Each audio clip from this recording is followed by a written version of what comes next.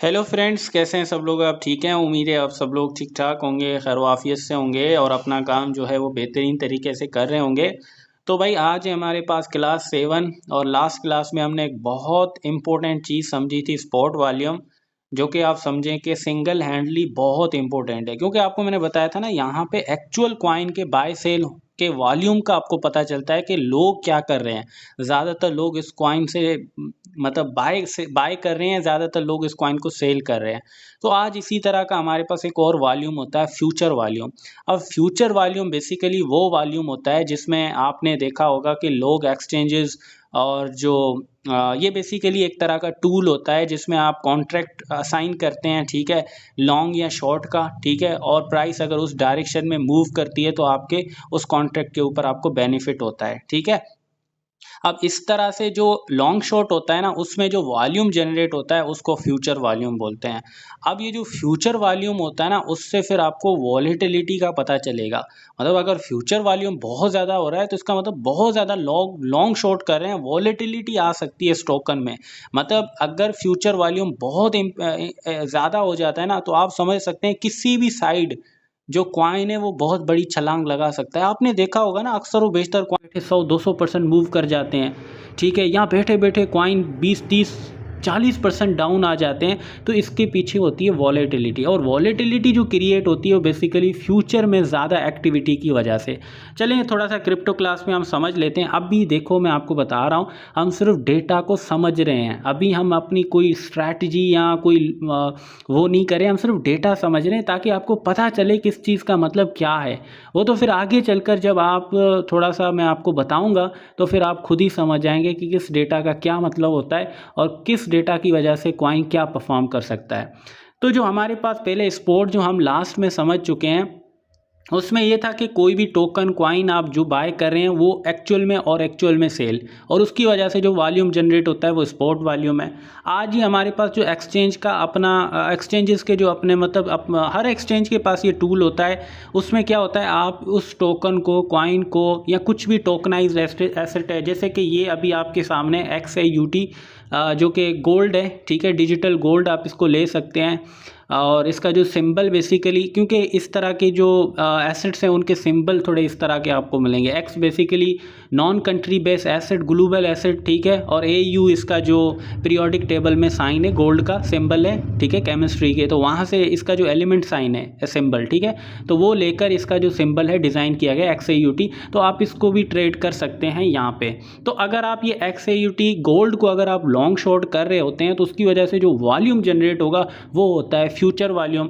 जैसे कि for instance अगर हम यहाँ पे लेते हैं कि आपने $10 का लॉन्ग कर लिया, ठीक है, फिर उसके बाद $10 का मज़ीद, फिर उसके बाद $10 का मज़ीद, तो आपने टोटल कितना वॉल्यूम जनरेट किया? $30, ठीक है। इसी तरह आपने क्या किया, $10 लॉन्ग कर लिया, फिर उसके बाद $50 शॉर्ट कर लिया, फिर उसके बाद $10 वापस लॉन्ग कर लिया, तो आपने टोटल वॉल्यूम कितना जनरेट किया? $70 का।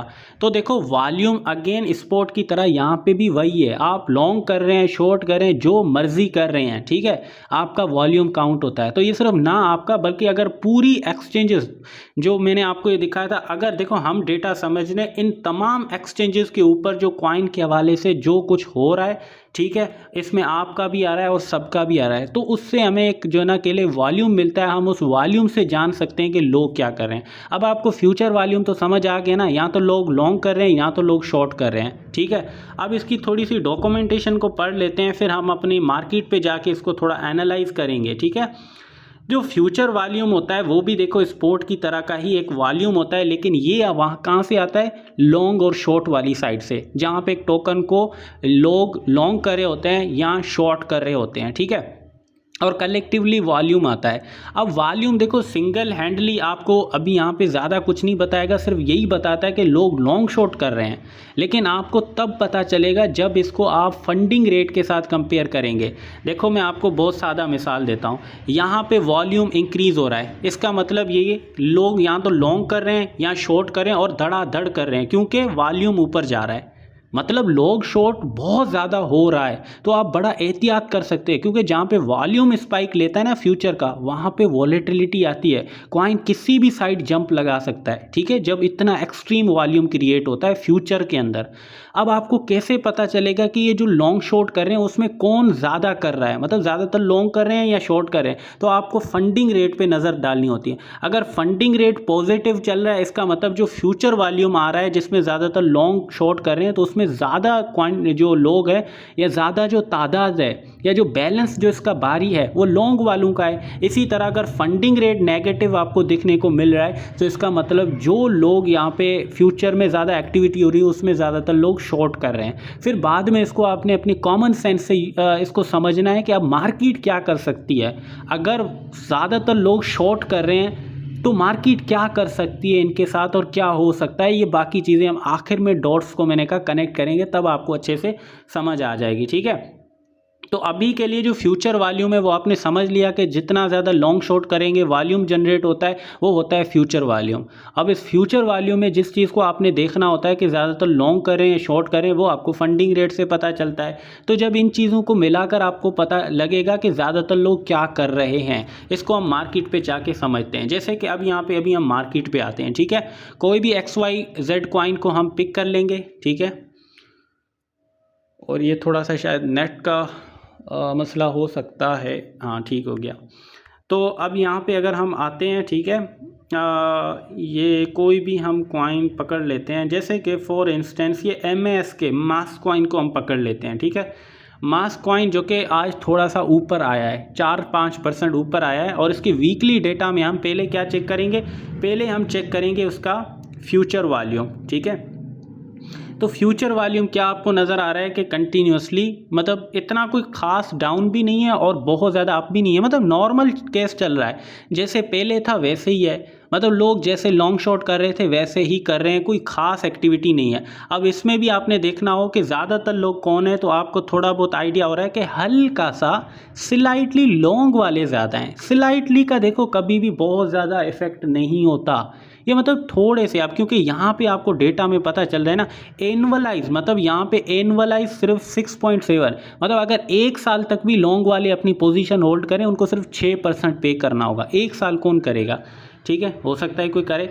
तो बहरहाल ये एक नॉर्मल चीज़ थी।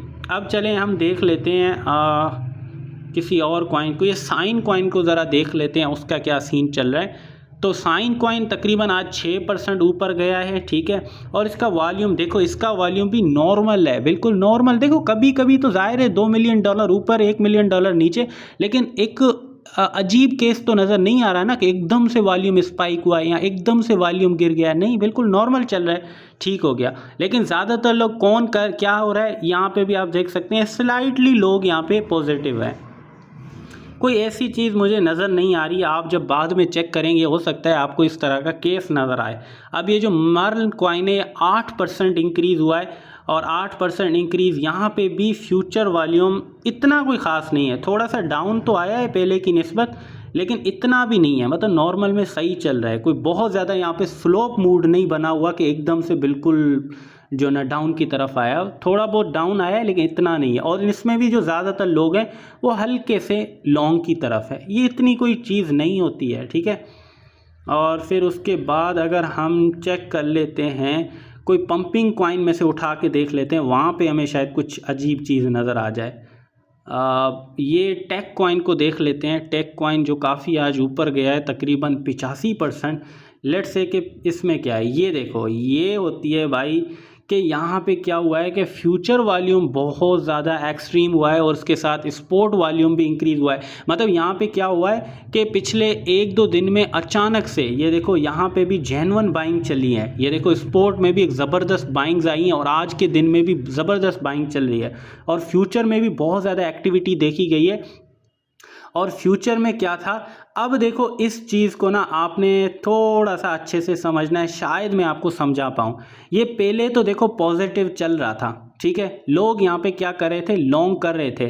लेकिन ये जब से आप यहाँ पे एक चीज़ देखें कि यहाँ पे लोगों ने शॉर्ट करना शुरू किया था, देखो ये भी एक चीज़ होती है, अब ज़रूरी नहीं कि अब भी जो पॉजिटिव है तो उसका आप समझ लें कि यार ज़्यादातर लोग तो लॉन्ग थे, ज़्यादातर लॉन्ग थे, लेकिन यहाँ पे एक फ्यूल मिला है, मतलब लोग यहाँ पे शॉर्ट कर रहे थे।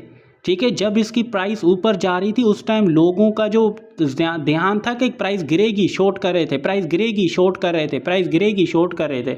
ये कल से शायद इस तरह हो सकता है, 25 से 26 अगस्त के दौरान काफ़ी लोगों ने शॉर्ट पोजीशन ओपन की थी। यहाँ पे आप देख सकते हैं ना, मैं जो चीज़ आपको समझाना चाह रहा हूँ, ये देखो फ्यूचर वॉल्यूम अचानक से इंक्रीज़ हुआ है ना, ये देखो एग्जैक्टली इन्हीं दिनों में 25 और 26 के दौरान फ्यूचर वॉल्यूम इंक्रीज़ हुआ है, मतलब ज़्यादातर लोगों ने लॉन्ग या शॉर्ट किया था।